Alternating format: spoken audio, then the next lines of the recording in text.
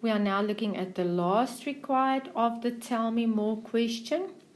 We are still busy with discuss the recognition of revenue from a TEL 1010 plus contract in terms of the following steps. Which of the specific steps is this required? The step that is called recognize revenue when or as the entity satisfies the performance obligation. Again, please have a look at your mark allocation and therefore the time allocation as a good guideline of how much to write.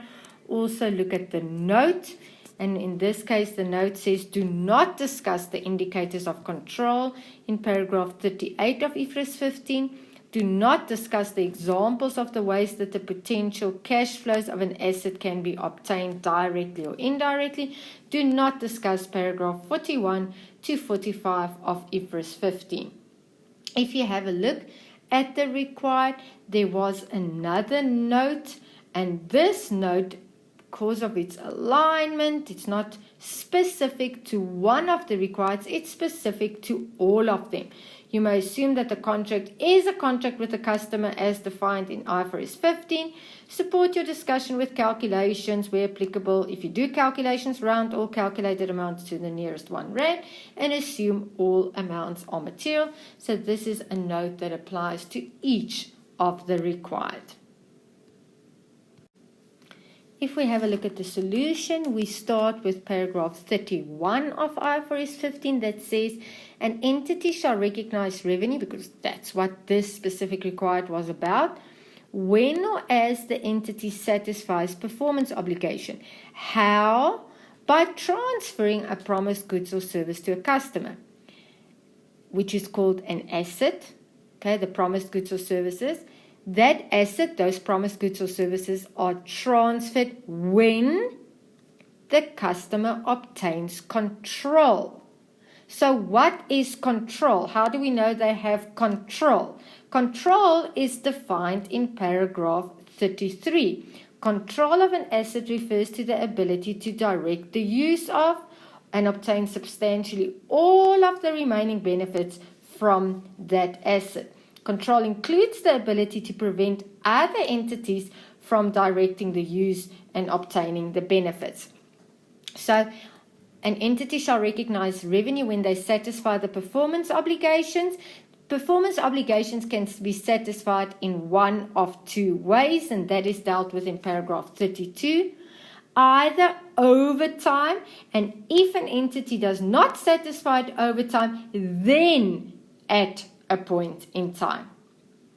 So if we apply to this specific question, the control of the router is transferred when it is delivered to the customer, because from that moment, the router is the property of the customer. The customer can direct the use of the router.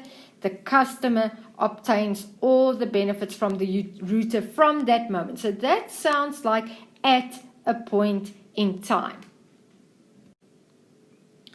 IFRS 15 says that control is transferred over time, or if it's not over time, then at a point in time. Now, how do we know if it is over time? We have a look at paragraph 35, which says an entity transfers control over time and therefore satisfies the performance obligation and recognized revenue over time if one of the following criteria is met. So not all of them, one of them. There's an or. You don't need to have to comply with all of them. What are the criteria? Well, the first one is the customer simultaneously receives and consumes the benefit provided by the entity's performance as the entity performs.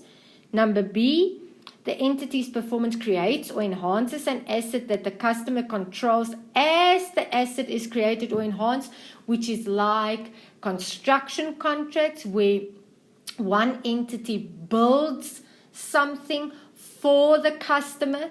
It is the customer's item, it's the customer's asset, and as the entity builds it, it enhances that asset, it creates that asset, but the customer already has that asset and controls the asset. Number C, the entity's performance does not create an asset with an alternative use to the entity, and the entity has an enforceable right to payment for performance completed to date.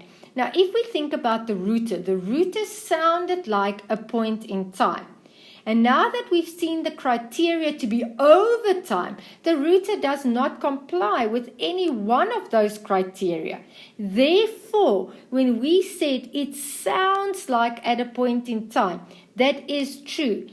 We are not meeting the criteria above. The control is transferred at a point in time, immediately, not over time.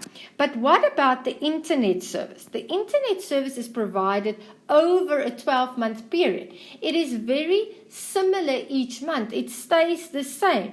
And the customer can use that internet service every month when the entity provides it. So that is transferred over time each month. So the revenue of the internet service will be recognized over time. How will we measure the revenue over time? Paragraph 39 says, by measuring the progress towards complete satisfaction of that performance obligation. So we will have to measure the progress towards completion for the internet services. Now, because it's a monthly service, you can count the number of months that they have already provided the internet service. Paragraph 40 says, you shall apply a single method of measuring the progress, and you shall apply that method consistently. If we have a look at the conclusion, the revenue from the router will be recognized at a point in time. At what moment? The date that the contract is signed, the router is provided, they have control over the router, they can use it immediately, it is theirs, they decide what the use of the router is. What will your journal entry be at that moment? Credit the revenue, because you can recognize the revenue. Debit trade receivable. When do we use trade receivable? We use it when the only thing we are waiting for is for the payment. The entity doesn't need to do anything anymore. Time just has to pass normal credit terms. They will receive the payment. Then it's trade receivable.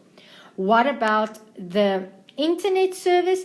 Revenue from the internet service will be recognized over time, over a 12-month period. We're going to use the number of months as an indication of progress towards fully completing that performance obligation. What will our monthly journal be? Credit the revenue for that month. We have satisfied the performance obligation partly for 1 month. That's our measure of our progress. And then debit trade receivable, because we are just waiting for time to pass that we can get the money.